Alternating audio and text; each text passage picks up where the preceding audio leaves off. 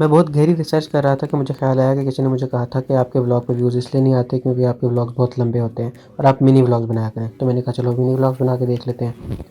मैंने उसामा की तरफ देखा तो उसामा मुझसे भी गहरी रिसर्च कर रहा था। इतनी गहरी रिसर्च कर रहा था कि अगर इतनी मेहनत की होती तो मैं अभी जहाँ हूँ वहाँ ना होता, कहीं और होता।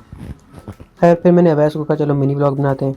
उसने कहा नहीं, तो अगर मिनी व्लॉग बनाएगा तो उस पर भी व्यूज़ तेरे 200 ही आएंगे, अगर इससे ज़्यादा है तो मुझे गोली मार दी। मैंने कहा चलो रेडी रही। उसके बाद हमें ख्याल आया कि हम हॉस्टल जाके क्या खाएंगे क्योंकि हमारे पास खाने वाला तो कुछ है नहीं और फ्रिज से किसी और का खा नहीं सकते क्योंकि बाकी सारे हराम खाते हैं। फिर मैं और उसामा चले गए ग्रोसरी करने। ऑफिस में बैठे हो तो ये नहीं लगता कि हम यूके में हैं, लेकिन जब गली में आपको बचपन में एच फॉर हाउस वाले घर देखें तब हमें एहसास होता है कि हम यूके में हैं।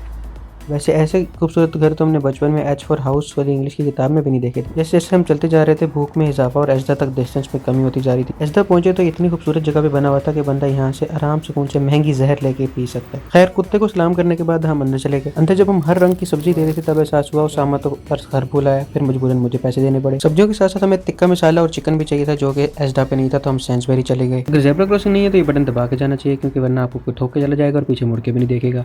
रास्ते में एक और बहुत स्टैटिक जगह मिली है, बस स्टैटिक जगह और वहाँ पे कोई वीडियो क्लिप ना हो, ऐसे कैसे हो सकता है। पोएट्री की कुछ प्लेसेस तो बिल्कुल हॉगवर्ट्स वाली फील देती है। खैर उसके बाद हम पहुंचे सेंसबरी, जहाँ ये देख के मुझे लगा कि सेंसबरी को तो मुझसे भी ज़्यादा इन्फीरियरिटी कम्प्लेक्स है।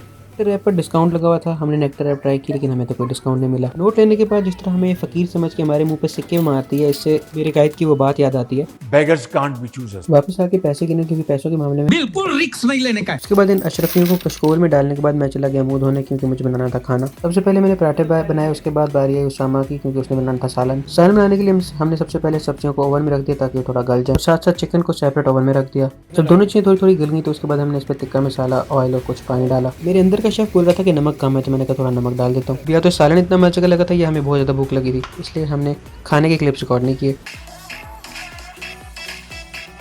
उसके बाद मैंने कुछ अपने इंग्रेडिएंट्स वाली लातें बनाई। आधा पानी डालने के बाद ख्याल आया कि आधा पानी डालना था, दूध डालना था।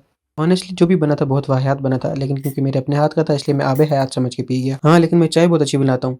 आए आए फिर चाय पिलाऊंगा तो चले चले, कोई बात नहीं, फिर सही, कोई बात नहीं, कोई बात नहीं, इजाजत दीजिए। जी जी जरूर। तो एक लम्हे में इरादा बदल दिया चाय ऑफर करके।